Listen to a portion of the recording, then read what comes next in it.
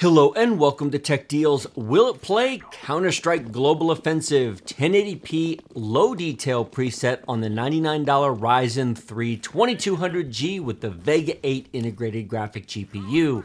Yes, it plays just fine. Take a look at this. We've got excellent performance. It's often above 100 frames per second. Linked down in the video description below will be a number of things. First of all, a link to the full playlist of all of the Will It Play videos, this hardware and others, this game and others. There will also be links to Amazon and Newegg for this amazing deal on a $99 APU with integrated graphics, and a link to go buy CSGO at a discount if you don't already have a copy. Now, what we're watching right here is actually a live gameplay stream of much better players than me. Now, this is not being broadcast as a video. The game is rendering this locally, but it is not me playing the game. Why? Because I'm terrible at this game. It wouldn't be a good benchmark. I've tried it in the past, and the truth is I die so quickly that you just don't see much. It doesn't really do much, and instead, I'm choosing to show you footage of real pro players playing, or at least more pro than I am. It does mean, however, that the input lag is not really being measured because the character movement is being sent to my computer over the internet rather than me actually moving the controls. It's honestly about the best I can do given how poorly I've played this game in the past, and so I'm giving you this disclaimer so that you can make up your own mind and basically come to your own conclusions. On the plus side, there's a lot of action going on: smoke grenades, fire grenades, deaths, shootings. We switch between characters. There's a lot of action. It does give you a chance to see what's going on with the graphics performance, the CPU performance, etc. It just doesn't let me measure input lag because, again, I'm not playing the game. It is true that CSGO will play on almost anything, even Intel integrated graphics will play it, quite frankly, but it will not play it at 120 plus frames per second at 1080p. It will do it maybe at 720p and whatnot, but this is substantially better performance than was previously available on integrated graphics. Look at the VRAM usage. 500 megabytes would be plenty of VRAM. This game on low detail certainly doesn't use very much at all. Main system RAM, 8 gigabytes would be plenty. 4 would, okay, kind of sort of work. You'd be swapping a bit. But you certainly don't need the 16 that we have installed. It's just that's my standard test configuration. But you can see here we're not using it. So yeah, 8 gigabytes would be plenty.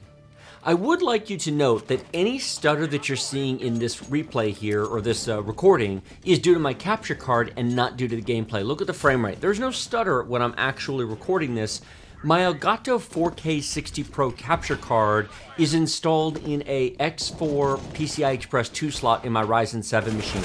I have since discovered that it doesn't want to be there. It wants to be on a slot that's actually directly connected to the CPU, preferably an X8 slot, and that's actually causing me some recording problems. I am going to adjust this, but unfortunately I've already got more than a dozen games recorded before I can make an adjustment, and the time it would take to go back and fix them, frankly, isn't worth it. Trust the numbers in the benchmark. Because the computer doesn't know it's being recorded, the stutter that you're seeing is on the Ryzen 7 machine with the Elgato capture card, not on the Ryzen 3 2200 machine, which is actually playing this and outputting it via the HDMI cable to the capture card.